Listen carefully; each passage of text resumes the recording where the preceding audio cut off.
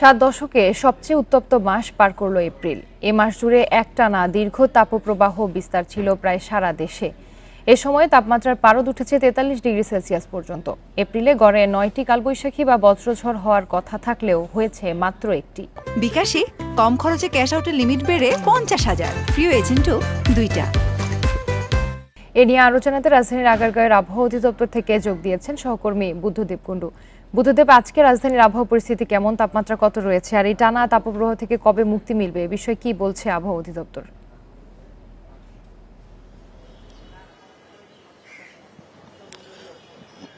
গতকালকে রাত্রে যে পূর্বাভাসটা দেওয়া হয়েছিল যে 2 তারিখে বৃষ্টি হবে, আজকে কিন্তু সকালে তেমনটি জানিয়েছে এখানকার আবহাওয়াবিদ। তবে সিলেট এবং চিটাগংয়ে এই জায়গায় 2টি জায়গায় শুধু বৃষ্টি হবে বলে জানিয়েছেন। এছাড়া রাজশাহী, রংপুর বা অন্যান্য যে বিভাগগুলো রয়েছে সেখানে কিন্তু বৃষ্টির খুব একটা সম্ভাবনা নেই বলে জানিয়েছেন আবহাওয়া অধিদপ্তর।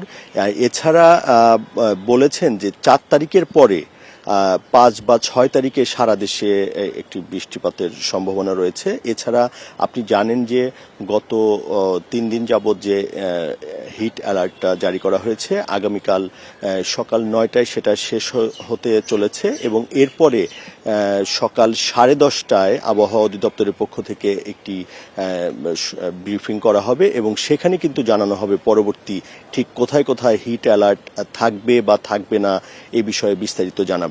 আরেকটি বিষয় যে 43 ডিগ্রির উপরে এই আগামী মেতেও সম্ভাবনা তারা দেখছেন না, বা মের 4-5 তারিখ পর্যন্ত তারা 43-এর উপরে ওঠার কোনো সম্ভাবনা দেখছেন না।